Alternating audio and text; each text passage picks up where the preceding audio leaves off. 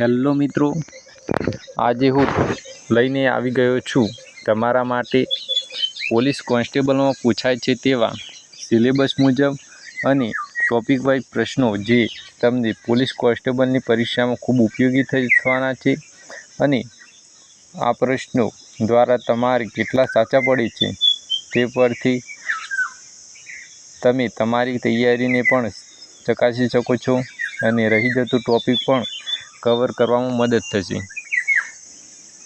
ખેડેલા ખેતરના અવશેષો કયા સ્થળમાંથી મળી આવ્યા હતા?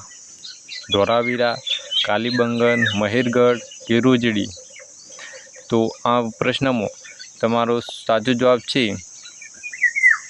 Option B, Kalibangan.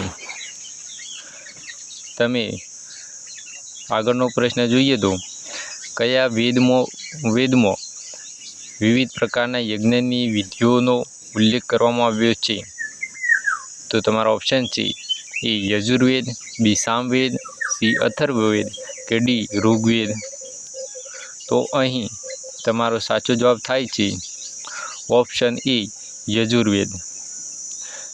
હવે આપણે આગળનો પ્રશ્ન જોઈએ તો ચંદ્રગુપ્ત મૌર્ય દ્વારા કોના પ્રભાવમાં આવી જૈન ધર્મનું અંગીકાર કરવામાં આવ્યો હતો? તમારા ઓપ્શન છે એ Acharya Nagarjuna, option B Acharya સૂર્યભદ્ર, option C Acharya શ્રમણ કે ઓપ્શન ડી આચાર્ય ભદ્રબાહુ? તો તમારો સાચો જવાબ છે આચાર્ય ભદ્રબાહુ। આગળનો પ્રશ્ન જોઈએ તો જૈન સાહિત્યને કયા નામે ઓળખવામાં આવે છે? તો તમારો ઓપ્શન છે એ દર્શન, બી ઉપનિષદ, સી આગમ કે ડી નિગમ?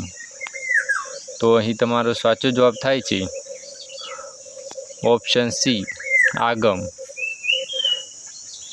હવે આપણે આગળનો પ્રશ્ન જોઈએ તો બીજી જૈન સભાનું આયોજન વલભીમાં કોના અધ્યક્ષતામાં કરવામાં આવ્યું હતું?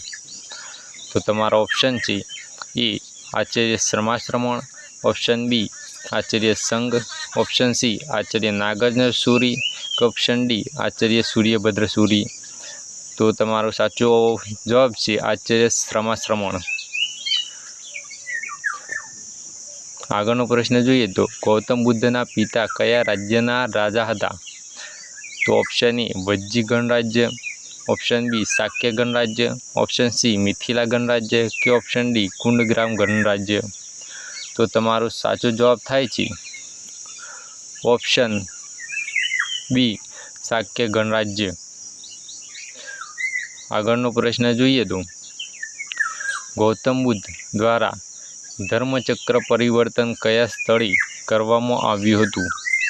તો તમારા ઓપ્શન છે option A Sarnath, option B Bodhgaya, option C Lumbini કે ઓપ્શન ડી ઉજ્જૈન?